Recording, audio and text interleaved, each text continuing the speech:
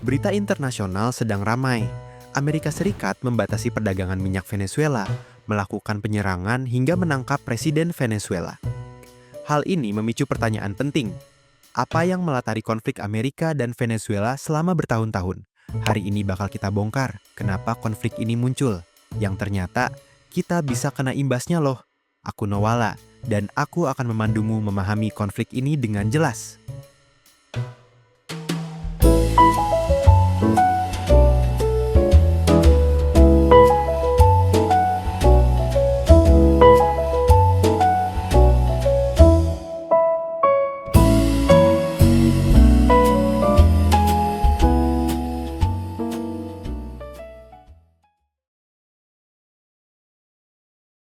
Venezuela adalah negara di Amerika Selatan yang punya cadangan minyak terbesar di dunia. Minyak adalah komoditas strategis global, artinya negara yang punya minyak punya kekuatan ekonomi dan politik di panggung dunia. Sebelum konflik, ekspor minyak Venezuela sudah jadi sumber utama pendapatan negara.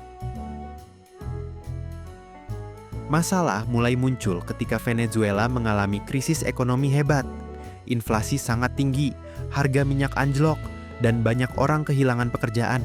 Pemerintah di bawah Presiden Hugo Chavez dan penerusnya Nicolas Maduro menerapkan kebijakan yang kontroversial, misalnya nasionalisasi pabrik atau proses pengambilalihan kepemilikan pabrik atau perusahaan swasta oleh negara dan kontrol harga. Akibatnya, ekonomi Venezuela turun drastis. Venezuela juga kekurangan makanan dan obat, serta gelombang migrasi besar-besaran. Menurut Bank Dunia, Venezuela bahkan pernah mengalami salah satu penurunan GDP terbesar di abad ini. Akar konflik ini ada pada pergantian kekuasaan dan ideologi. Hubungan yang sudah tegang antara Amerika Serikat Venezuela sejak era sosialis Hugo Chavez 1999 sampai 2013 menjadi semakin parah di bawah penerusnya, Nicolas Maduro.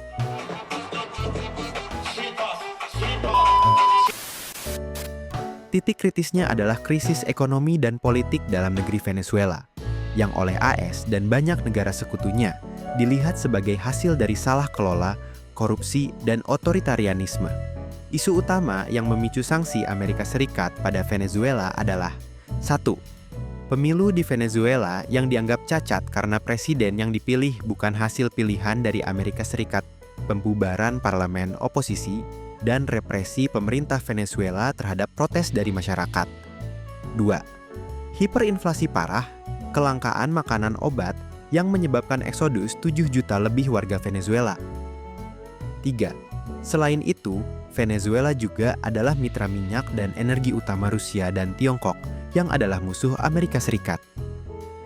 Sanksi Amerika Serikat, terutama embargo minyak 2019, ditujukan untuk memaksa perubahan rezim, tetapi juga memperburuk krisis ekonomi rakyat biasa untuk menekan penguasa.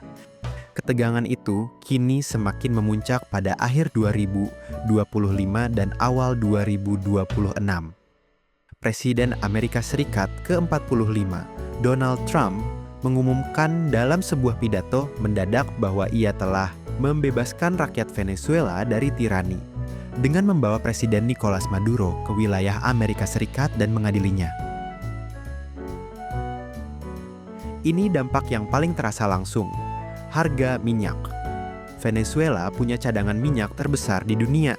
Konflik atau sanksi yang mengganggu produksinya, apalagi jika sampai terjadi perang, akan menyusutkan pasokan minyak global. Lalu, apa hubungannya dengan kita? Indonesia adalah negara pengimpor minyak. Saat harga minyak mentah dunia melonjak, ongkos untuk membelinya juga melonjak. Ini akan langsung mempengaruhi 1.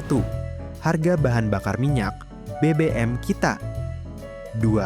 Biaya logistik dan transportasi naik. 3. Tekanan inflasi secara nasional. Selain ekonomi, dampaknya juga terasa di peta politik global.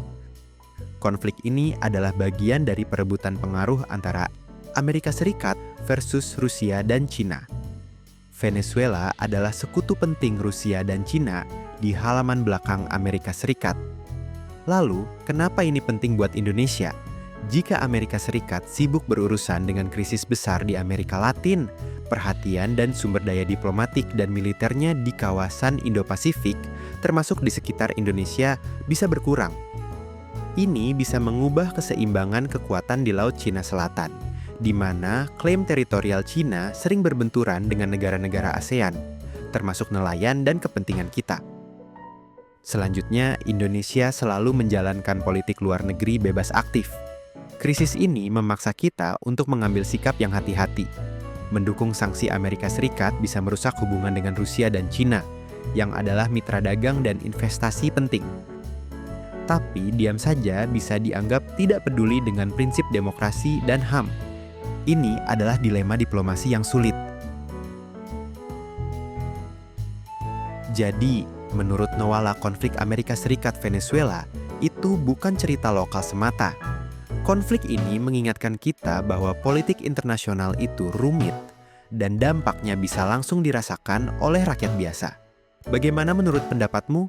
Apakah konflik Venezuela dan Amerika Serikat akan sangat berdampak pada kondisi politik, sosial, dan ekonomi kita di Indonesia?